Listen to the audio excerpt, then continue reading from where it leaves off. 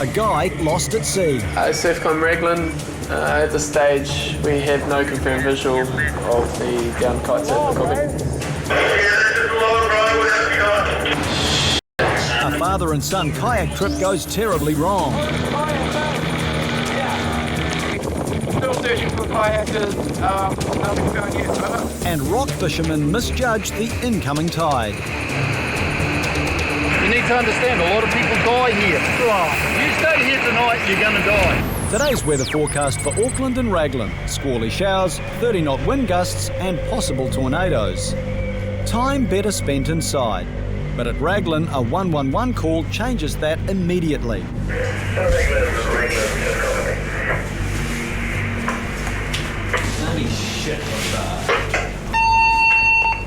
Succumb Raglan.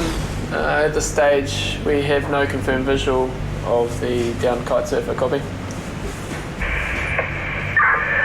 Raglan Succumb, it's understood our informant is pretty adamant and seems to know the area reasonably well. I'm wondering if you could send an IRB if conditions allow. Over. Even for experienced lifeguards, today's conditions are extremely precarious.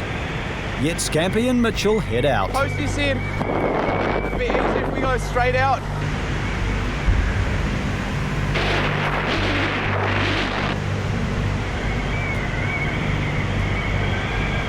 Oh, there he is. Yeah, straight out, and between me and the IRB, like straight out more. Oh, it's a log, bro.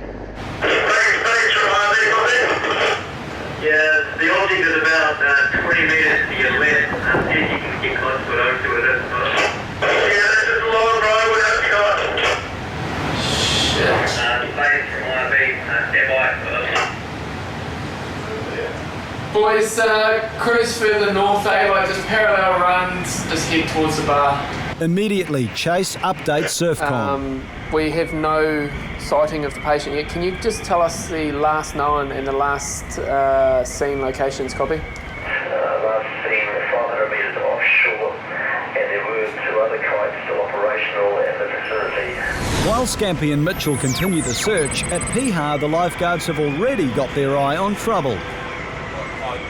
2 fishermen braving the same elements have misjudged the tide. They have no idea they're stranded.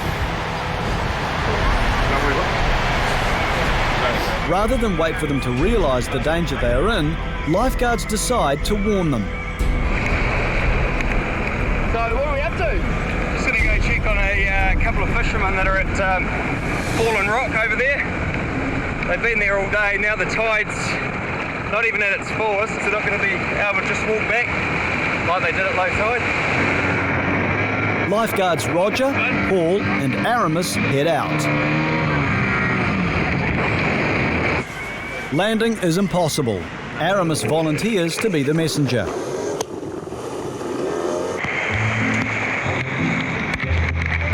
How you going? Got any fish? Because we can you walk back safely? Yeah. Low's a long time away. Maybe 4 hours. Yeah? Mate, you're in a very dangerous position. Very dangerous. You're not getting back to the beach. The tide's coming up. You're in a very bad position. Still not too long to a while. Confused, this guy seems to think it's about the size of his fish. Sorry mate, that's another program. What do they want to do? It's going to be longer than 4 hours. The fishermen decide to wait it out. 100 kilometres south at Raglan, the search for a distressed kite surfer continues. IRB from Tower, copy. Yeah, go ahead, Evan. The information is that the kite surfer's on the north side of the harbour, on like a northern sense, but... Oh, yeah, we got him. We got him.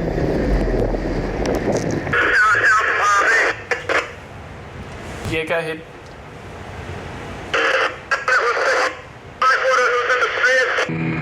Fortunately, alive and well, but without his kite.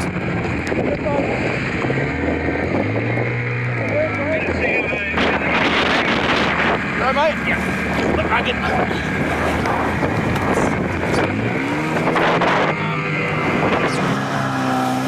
tower from RB, copy.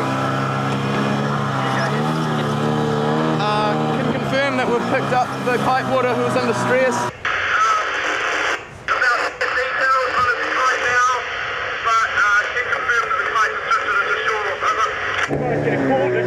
Yeah, it came from our surf comms up in Auckland. Someone on the land saw you, probably called 111, I don't know, and they'll dispatch us.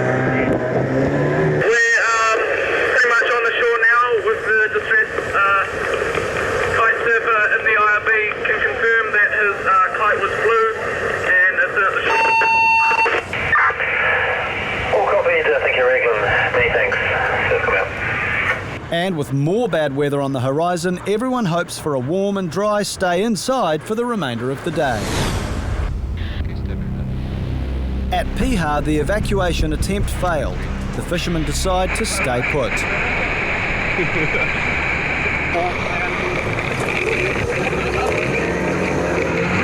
not interested? Oh, they think they're going to walk back that way. IRB, Piha, IRB. Check over. Yeah, the fishermen are going to sit it out for another 6 hours over. No. Hey! Copy that. I'll just, when you get back, we'll have a chat and I'll make a phone call to Surfcom just to let them know over. They're going to sit it out for another 6 hours, so good luck. Hey, at the end of the day, if they don't want our help, we can't give it to them and we'll just let Surfcom know of the situation. In Raglan, all but a few surrender to the storm. Just as the lifeguards close the beach, another emergency call. Raglan Surfcom, we've currently got a couple of kayakers in distress in that area. If you could start going that way, we'll give you more details as we get them over. The emergency call came from the two kayakers themselves. The area where they're stuck is well known for its strong tidal currents and poor radio reception. Right, so we're down here in Nangaranui Beach.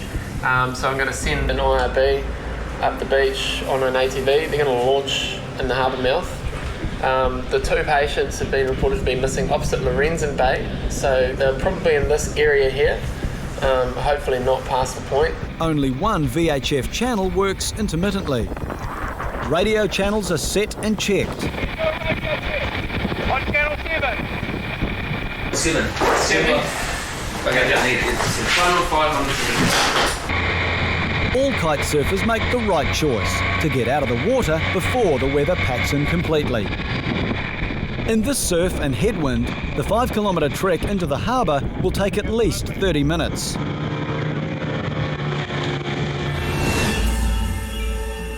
At Piha, patrol nears its end. But lifeguard Jason is not comfortable leaving the fishermen on the rocks. Well, my argument is that the chances are the alarm is going to go off at 10 o'clock tonight to go in someone being pulled out of bed to go and get them. Yeah. And it's going to be, it's going to be dark by that time, they're arguably going to be trying to get off the rocks in the dark. I'll guarantee they haven't got any torches or anything like that. They fall in. No one's going to know.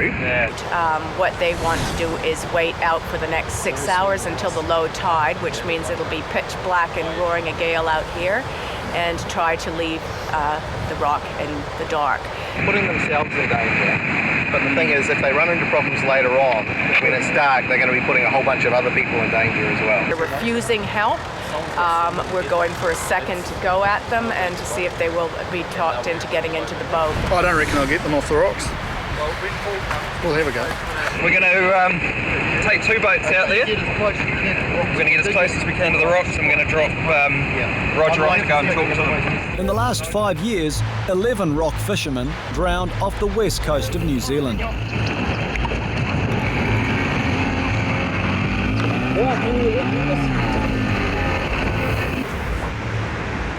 They just have to be really persuasive and just say, no, this is what's happening. You're going to die if you don't get in the boat. So. This time, Roger accompanies Aramis to advance the negotiations. You need to listen to this guy. Talk to him. By using universal sign language, Roger's message is not open to interpretation. You need to pick up and go. We'll put you in the life jacket.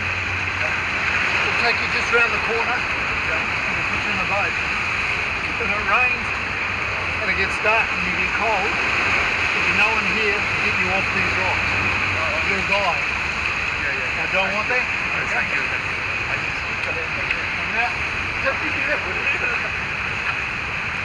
Yeah, Roger is on the rocks now.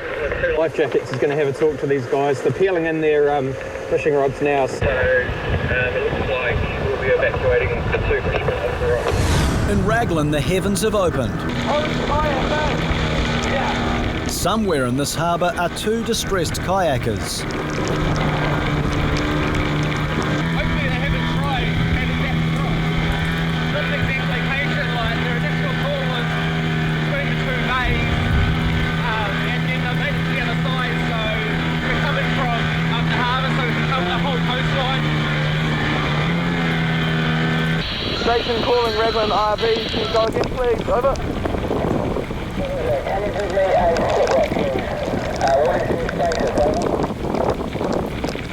Currently, we're still searching for the kayakers. Directly opposite. We're directly opposite on the northern side of the harbour from Lorenzen and Cross Bay. Still searching for kayakers. Nothing found yet. Over. As expected, communications are broken. While technology fails them in Raglan, a language barrier creates difficulties in Piha. Can you swim? Can either of you swim? Little? No? Little? No, okay. We need to probably take off as much clothing as you can. Both from here? Okay, have you got anything waterproof for that? Yeah, what? You got a bag? You're going to get wet. You understand? You have to go in the water now. We're going to put these on. Okay? My phone. Yeah. Have you got a plastic bag? Wrap it up in your jacket and put your jacket in there. Yeah. And I want your shoes off as well. You take your shoes. You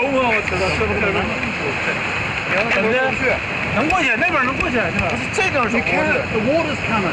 There's ocean between this. The tide's coming and if we don't do it now, it's going to be dark. Yeah, we will. Water, come up. The tide's going to slowly go out and your pants are all right and your t-shirt. Take his woolen jersey off. IRB2 from deep. Yeah, IRB2 receiving. What's happening?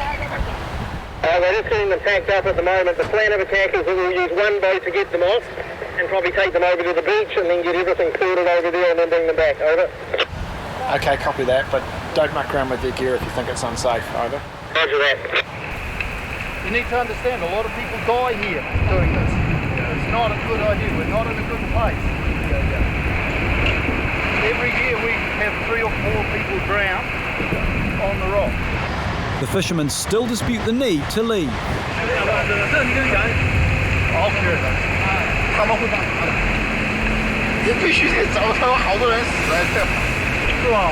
stay here tonight, you're going to die. You understand? This guy still doesn't see what the problem is. It's all right, we'll get it all sorted. Put that on. You take your jersey off. Yeah, but this is nice and warm. Look, nice and warm. It could be okay with a bit of luck.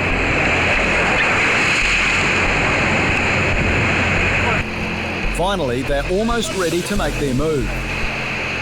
They need to climb 50 metres around the rocks to reach a safe boarding point into the IRB.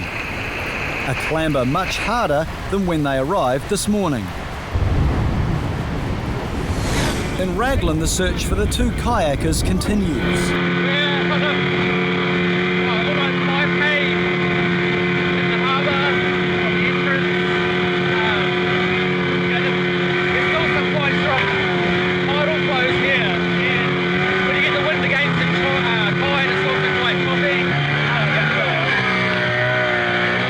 After half an hour, they spot the guys on the beach.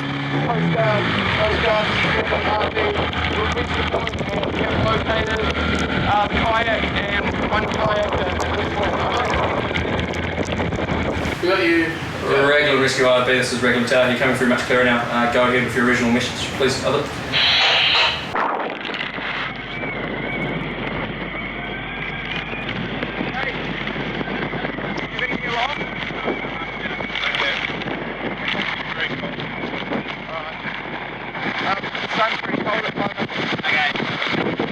Take all 5 of us and leave the kayak. The guys secure the kayak and get the 2 men into the IRB as quickly as possible. Yeah. That's off, man. The man's son is not in a good way. He needs to warm up quickly. Right down in there, out of the wind.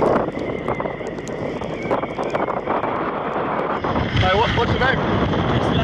Thankfully, they were reasonably prepared. Life jackets and a phone in a plastic bag. But one thing seems to have missed their checklist, the weather forecast. You like this when you guys left? No. Underestimation at its finest. So what was that? It was like calm? Not completely calm, but calmer than this. Where was the stage that you got a bit worried about? We got quite far into the harbour there. And we were in a little island in the harbour there. And we came across back to the shore. And that's when we realised it's getting really choppy. More than a little. At Piha, an evacuation is also in progress. Water, which wasn't here before, has become an obstacle for our experienced fishermen.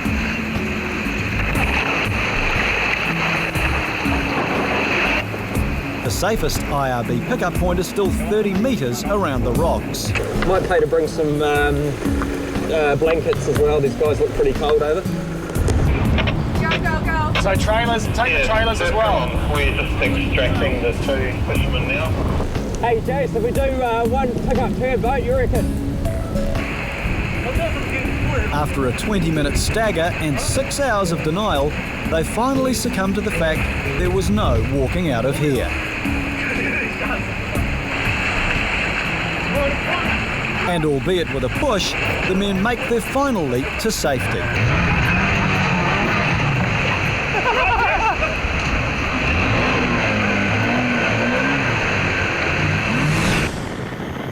At Raglan, the relieved kayakers are almost home.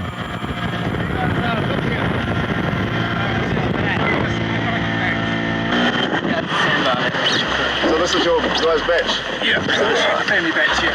Joe, confirm that the 2 people that were missing in the kayak have been retrieved. We've proceeded back to Cox Bay where they launched from, and they're approximately 100 metres from their own batch. Well, it's a daily kayak. I was supposed to go around the peninsula and explore down there, but it got really rough when we were just starting on our way back, and so we went to the beach and decided to walk it along the beach, and then it got a bit calmer, so we headed across the we headed across the light bit of the harbour and went along the shore. Then we tried to come around the peninsula and pretty much got swept, so we couldn't go across. It got really cold. Well, I'm actually pleased that where we got to, we stopped. We tried to go around the point. We knew it was going to be too rough, so we went back and phoned up and we got help. And I'm really, really pleased coming across the harbour. It was rougher than I thought. I really underestimated it tons, and I was at the beach thinking, yeah, we can do this to be fine. And so we were going to go across and then started to shiver more and got really, really cold.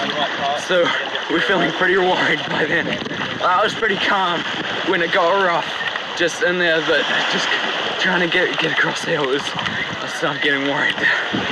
But as you can see on this side of the harbour, it's actually quite nice. But on the far side of the harbour, it's actually quite rough. It would come put up. And that's what caught us. Yeah, we caught on the other side of the harbour next to it. Yeah, if they didn't have a phone on them, which I'm guessing they did, I saw a guy had a phone in a plastic bag.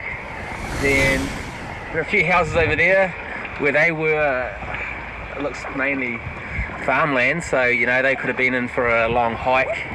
They'd have been cold, hungry, and yeah, I don't know how it would have turned out. So After the ordeal, Scampy and Mitchell took a detour and went back for the kayak. Good to see you guys if your life check was on.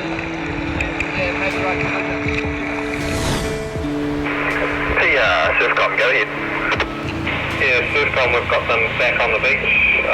They're showing slight signs of hypothermia, so we'll just bring them back to the clubhouse for observation for a short time, over.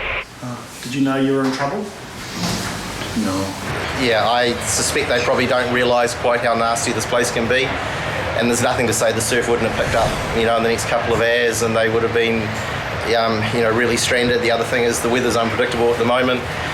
They didn't have any wet weather clothing, and they would have just got soaked to the skin, so probably would have had hypothermia victims on their hands later on as well. Yeah. No worries. See you guys. Bye guys. Don't do that again. Yeah.